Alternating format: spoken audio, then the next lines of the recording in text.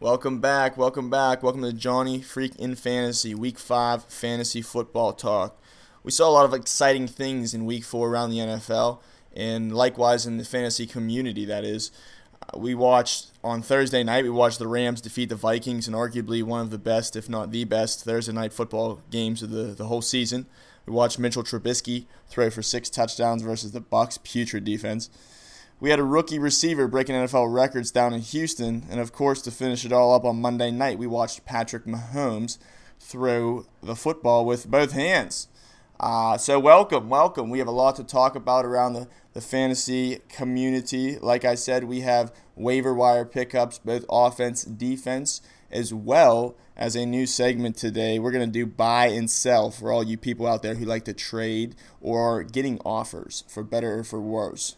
So let's start with the quarterbacks. We'll talk about, first, I'm only going to talk about 2 today because I feel like quarterbacks are a position where most people can do their research anywhere and find that, but I want to keep this pretty exclusive information. Derek Carr, he's had 4. He's coming off a 437-yard, 4-touchdown performance and overtime win. If I had someone like Ryan Fitzpatrick who got benched, or if I'm on a bye with Trubisky, I think Carr's a good pickup for you. He's playing the Chargers defense next. They're pretty banged up. I like Derek Carr this week, Week 5. Also, I like Blake Bortles. He's playing Kansas City, and we all know that they like to throw. They like to air it out, and so we're going to figure Jacksonville has to match that. Looks like Leonard Fournette's going to be limited, if not out. Blake Bortles, I know he hasn't been consistent, but it seems like Week 5 he's a good option. I like him this week, and hopefully you don't have to look any further down the depth charts than that for quarterbacks in the free agents. Let's shift over to running backs now. This is where things get a little exciting. I'm going to start it off with somebody I talked about last week in my Week 4 podcast, and that's Ronald Jones, the running back out of Tampa Bay, the rookie. He's still only owned in 24% of Yahoo leagues. This is Week 4, the first week he was active. His debut, he had 10 rushes for 29 yards. While that's not very impressive, it was encouraging to see him out there nonetheless. And he actually out-snapped Peyton Barber. So I think out of the bye week, he's going to get a look ahead of Peyton Barber. So I would pick him up. I wouldn't waste a top waiver. However, I would pick him up maybe early morning tomorrow. Nyheim Hines is going to be a hot commodity in the fantasy community, and for good reason. Now listen, I'm not telling you he's a good running back, because he's not, and so far at least. And that's not a hit against him. However, when it comes down to it, he's a good pass catcher, and that's good in that offense. Andrew Luck right now is firing on all cylinders. He looks like a locked-in quarterback 1. Nyheim Hines, he's not going to run you the ball. He's not going to get 100 yards. He may not even get 50 rushing yards. However, Jordan Wilkins has looked bad. Marlon Mack's unhealthy. This past week, Week 4, he had 9 catches out of 11 targets, 63 yards, and 2 touchdowns. So as long as Andrew Luck's throwing, this Colts offense cannot run the ball, Nyheim Hines looks like a great pickup. He's probably my number 1 pickup as running back this week for Week 5. Next, I want to talk about Nick Chubb, another rookie. Now listen, I'm not saying go run to the waiver wire and grab this guy tonight with your number 1 claim. By no means. However, he's only 20% owned. Now, I think that figure is going to go up. That number is going to go up after this week. Of course, he had 3 rushes for an insane 105 yards and 2 touchdowns, which is a 34-yard per carry average. Now, listen, I'm not saying that's going to sustain. That's a sterling number. However, we got to remember who is the main guy here, and that's Carlos Hyde. Carlos Hyde's had 285 yards rushing through 4 weeks. His job looks pretty safe right now. Now, I do think that Chubb has earned himself a few more touches, and I really like Chubb. Now, that's something, I think he's more than just a handcuff. I think he's a little bit better than, I'd say, Austin Eckler. I'd rather have him than Austin Eckler, because I feel if Carlos Hyde does go down with that injury, then he has significant value as an RB1. He would have elite value as a running back, and I really do like Nick Chubb. So if you have room, if you can stash him with the bye weeks, I know it's tough, but I would pick him up as somebody looking down the road, especially if you're considering yourself to be a playoff team, as someone who might peak your. Next is Jalen Richard, and I'm only going here in points per reception leagues. If it's not PPR, I'm not touching it, but only owned in 6% of Yahoo leagues. He's got 20 points the last 2 games in PPR, and that's an average of 10. So if you know that you have somebody, LaShawn McCoy, Peyton Barber, somebody on bye, somebody nicked up, I think that the Jalen Richard could be a safe play. Looks like the Oakland Raiders are going to be struggling to win games, so that would bode well for Derek Carr, the rest of the receiving core. And I do think that Marshawn Lynch, ideally, that they want to run the ball with him, but you can only run so much when you're down, and the guy's getting a little older. So I think that Jalen Richard, not saying he's going to develop into the next bell cow for them, or even the Darren Sproles in New Orleans a few years ago. No way. But I do think that Jalen Richard this week, he has a threat of hitting the big play for them, and I do think that he could be a decent plug-and-play for you. And finally, at running backs, now this last guy, I personally am not going to pick him up in any leagues. I'm not believing the hype, and that is Mike Davis out of Seattle. He's only owned in 3% of Yahoo leagues, rightfully so. And listen, we saw glimpses of him before in the NFL a year or two ago, but we've seen so many running backs come here and do well for one game. I wouldn't go rush to grab him.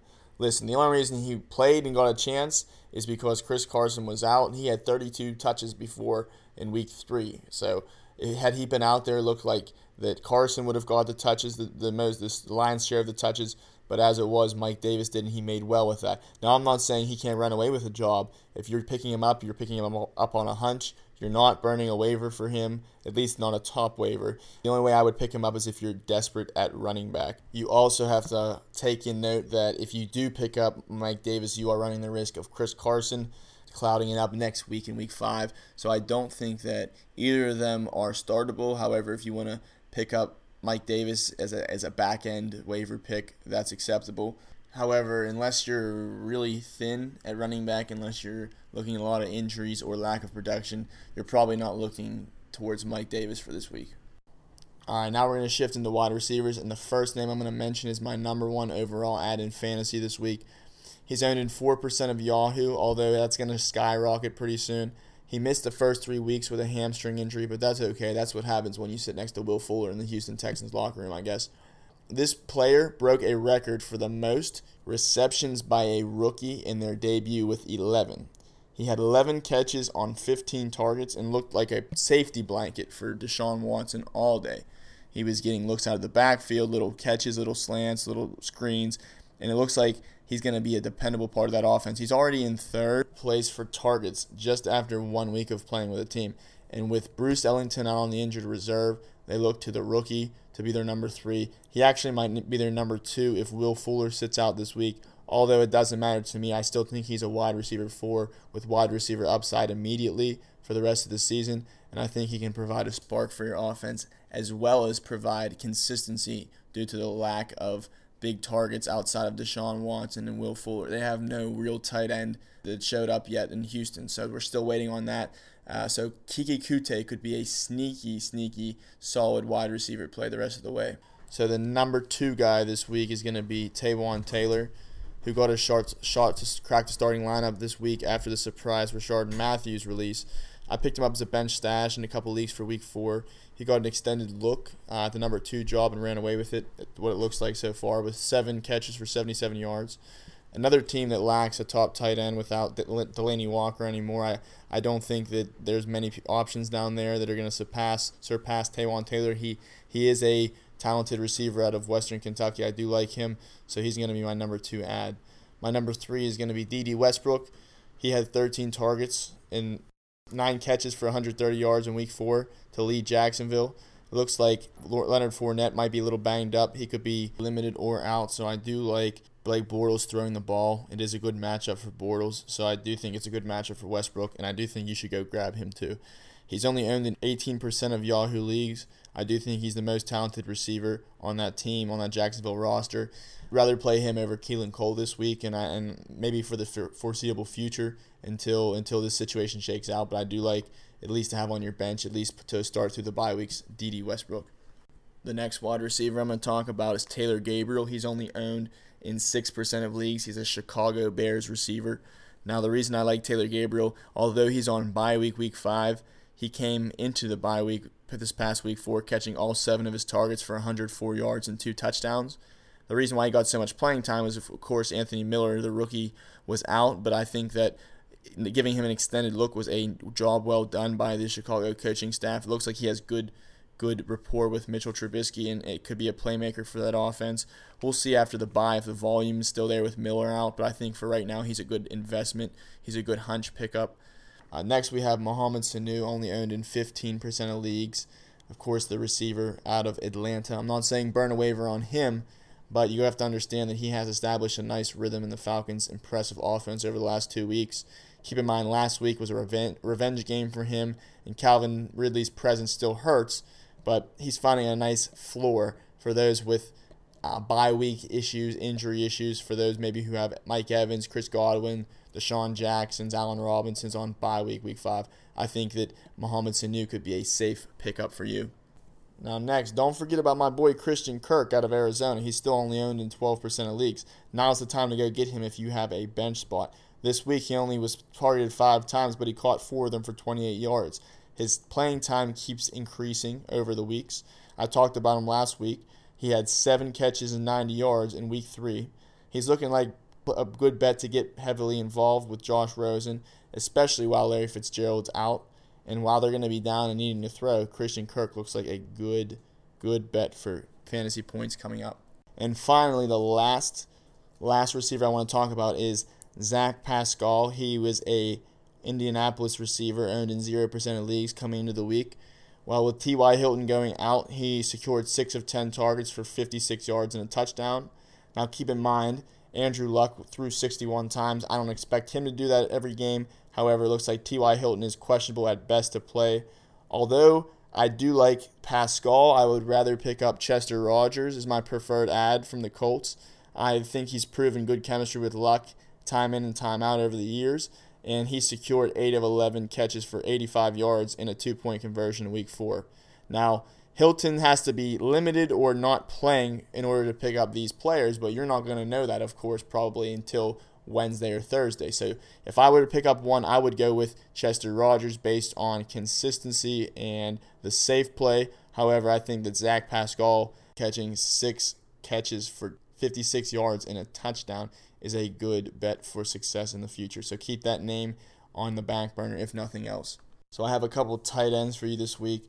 Nothing too notable, although the only way you're going to pick up these players is if you're in a bind, say with injuries to someone like Evan Ingram or Greg Olsen, or if you have someone who has a bye like O.J. Howard, you might be considering some of these players, but hopefully not. The first is Ricky Seals-Jones from Arizona. He's owned in 22% of leagues.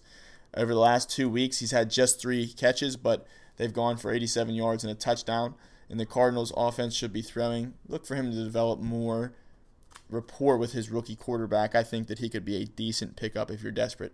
Also, Jeff Swain from Dallas. He's 1% owned. He looks like the main beneficiary of the tight end position there. It doesn't look like anyone else is stepping up. So the 25-year-old has emerged as a starter, and over the last 2 weeks, he's caught 8 balls for 86 yards and a touchdown. And finally, for tight ends is Tyler Croft. Of course, we saw Tyler Eifert go down with that gruesome ankle injury, but Tyler Croft looks to build on a solid 42 reception, 400-yard, and 7 touchdown campaign last year. Keep in mind, C.J. Uzomah is in there too, so at least this week it looks like a wait-and-see kind of approach, but I do think that Tyler Croft at least deserves consideration when talking about in need of tight end due to his touchdown ability and the fact that Andy Dalton is balling right now. So I would consider at least keeping Tyler Croft on your mind, if not adding him as a stash.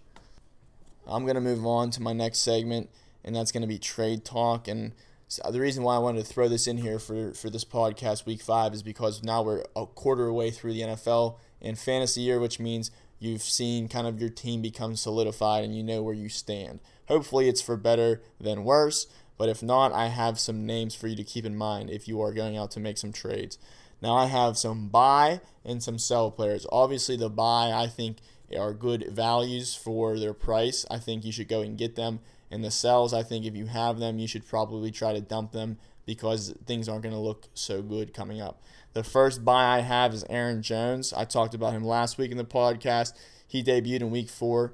Had a strong debut of 11 rushes, 65 yards, and a touchdown. He also had a 17-yard reception. He's playing the Lions this week, who allow over 150 rushing yards per game. And I think his volume should rise. I think that Jamal Williams isn't a threat. Tyler Montgomery, those are both receiving backs. I think that this week 4 showed that Aaron Jones is the guy for Aaron Rodgers in that offense. So I think the time is to buy now. The window is closing on Aaron Jones. My next guy is a wide receiver, Tyler Lockett. He has 17 catches, 249 yards, and 3 touchdowns so far. And I think his owners might be shying away from him with both Chris Carson and now Mike Davis showing promise in the backfield, and also the addition now of Doug Baldwin coming back to the lineup.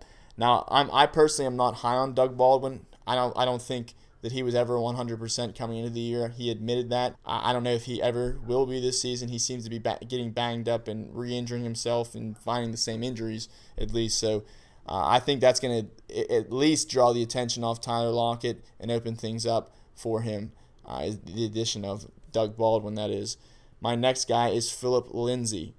Phillip Lindsay is becoming the leader of the backfield in Denver there. Although he's 5'9", $190, he's good. He's a quick running back. He possesses some receiving skill sets too. I love him, and I think the window might be closing on him as well. So go ahead and make some trades for Phillip Lindsay before he runs away with that job. I think Josh Gordon should be on your watch list. He only has 3 catches, 49 yards, and 1 touchdown this far. Look, I'm not saying he's a great bet for production the whole way out. I'm not saying he's going to be consistent. However, what I am saying is owners might want to try to sell him right now. He hasn't done anything. He hasn't shown much. He's, of course, coming off all those suspensions. So I think the fact that you mix that all in with Julian Edelman coming back this week, Rob Gronkowski, all these guys that are fighting for targets, Philip Dorsett, James White, I think that clouds it up. Although I'm not consistently going to rely on him in a flex or a wide receiver position, I do think that there is opportunity for him to establish himself as a great deep threat with that skill set that he possesses up there in Foxborough and with Tom Brady. We all know how Tom Brady builds rapport with great receivers, and he makes receivers great. So I think that Josh Gordon has the raw talent and the opportunity. And people are saying that he's not playing. Listen, that's crap. He's going to get his targets. They didn't trade to just a waste of pick. They're going to bring him in there. They're going to get him playing. They want to make sure that he's comfortable with the playbook. The Patriots are a patient team. They're a patient organization. They're not going to just put somebody in there that doesn't know the playbook and embarrass them. They had all things go with Gordon before deploying him, and I think that you'll see kind of the wheels come off this Thursday versus Indianapolis. So I do like Josh Gordon. My last buy is going to be Sonny Michel from the same New England team. I think he's a great play week 5, but more so beyond that, I think that last week was not a fluke. He broke out for 112 with a touchdown. I think they're looking to find more success on the ground. Obviously, who is not? The Patriots haven't found their identity yet, much like the Steelers, and I think that they need to get back to running the ball. I think Sonny Michel, they drafted him early to bring him there to do that. And so I think the hype is there for Sonny Michel. Now, keep in mind, people understand that he had a really great game, and they know the situation he's in too. So they're not trying to sell him. However, you do have the leverage in the sense that for the first 3 weeks, he only had 20 points. He didn't even have 20. He had more points week 4 than he had the first 3 weeks. So you have that to your advantage right now. Someone might want to pull the trigger while he was hot. Now, I don't think he's going to come cheap. I think that he's going to have a little bit of a up price tag considering the week 4 he had. However, I do think that maybe if you made a Matt Breida, Allen Robinson, or Tariq Cohen and Chris Godwin type of trade, I do think that someone might bite on that given that they were missing another piece at running back, maybe a wide receiver. So try to help them out there and get Michelle away from other owners. And now for my sell players. Coming at number 1, if I had Deshaun Jackson, boy, would I be making trades fast to get rid of him. The first 4 games, he had 17 catches for 424 yards and 3 touchdowns. Keep in mind, that was with Fitzpatrick. The last 3 years with Winston, he's only had 1,000 receiving yard. In 0 seasons with Winston has he scored more than 4 touchdowns. Even if him and Winston figure out the chemistry, they somehow practice better, get the chemistry down, I think he's very unlikely to sustain his pace right now, especially with second-year Chris Godwin on the team. Right now, he scored more points than Julio Jones, Stephon Diggs, Brandon Cooks, Devontae Adams, Antonio Brown, and A.J. Green. So I don't think he can hang with those names for very long. If I have Deshaun Jackson, I am selling him hotter than a potato. My next sell is James Conner.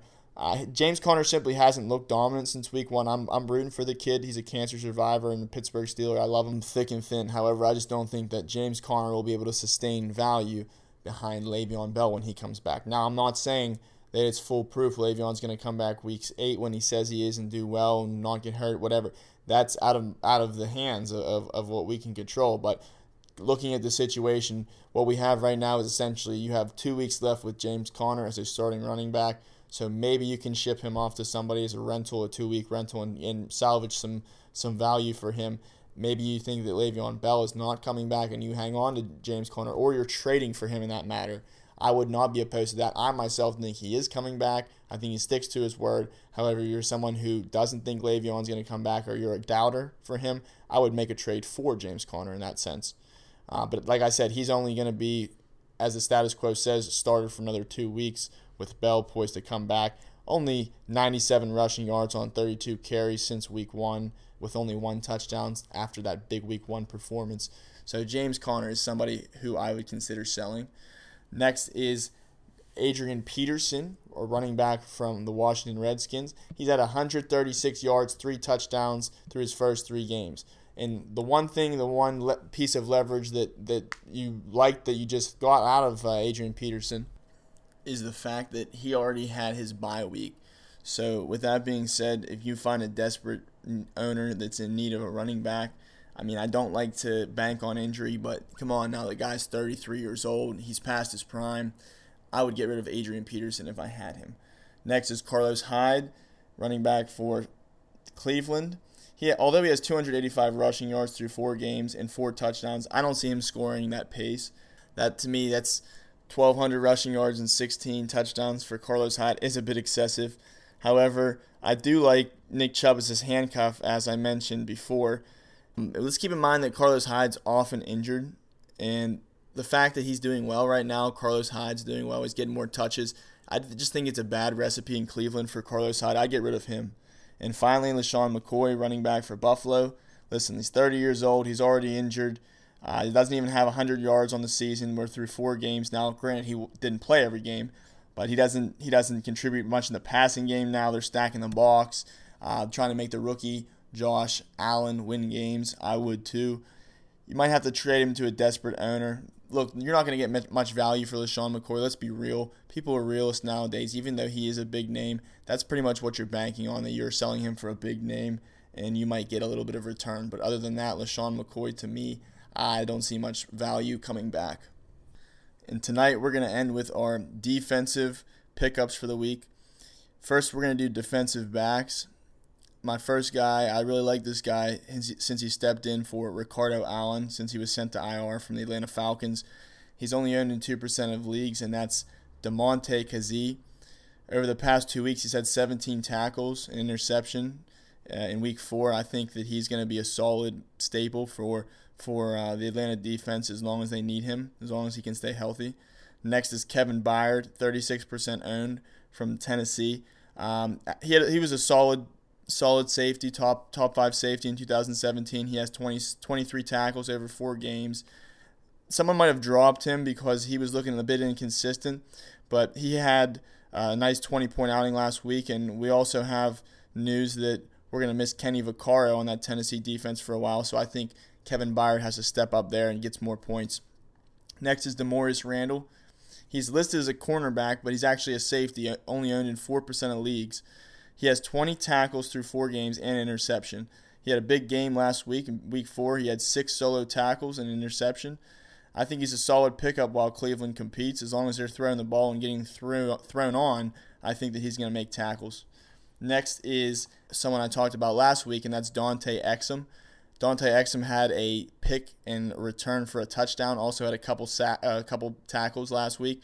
I wouldn't go rushing to pick him up, even though he had 2 solid double-digit fantasy points weeks, over 20 actually, because Jaquiski Tart, who he was filling in for, is supposed to be back this week. Now, if Tart is not back, I would start Exum. However, that's a risky reward situation that you're going to have to stay on top of throughout the weekend. Next is cornerback. We're going to move to the cornerbacks now. Trey Flowers, he's 1% owned, rookie out of in the 5th round. Most teams are testing the rookie early and often, but he's made tackles and been a staple for IDP reasons. He has a forced fumble as well. If you're starting corners, you might need him. If you're desperate at safety or defensive back, you might need him too. Other than that, I wouldn't go crazy to pick him up. Next, another corner is Taron Johnson, 0% owned corner, another rookie from Buffalo. He had 12 tackles the last 2 games, a sack last week, and a forced fumble. He didn't play much week 1 and week 2, so I would keep an eye on him before picking him up. Now I'm going to move over to linebackers. I got 5 linebackers for you this week, 4 of which are 0% owned in Yahoo Sports. And the first couple I would rush to the waiver wire to get. Number 1 is Markel Lee, who I talked about last week in my podcast. I told you that if he ever overtook the role from Derek Johnson, he could put up big numbers. Well, this past week he had 10 tackles. He had 4 solos and 6 assists. He indeed did outsnap Derek Johnson, and his snap count quietly starts to get bigger and bigger, which is good news for Markel Lee. And I think that the Oakland Raiders are finally starting to realize that they do have good talent in the second-year linebacker.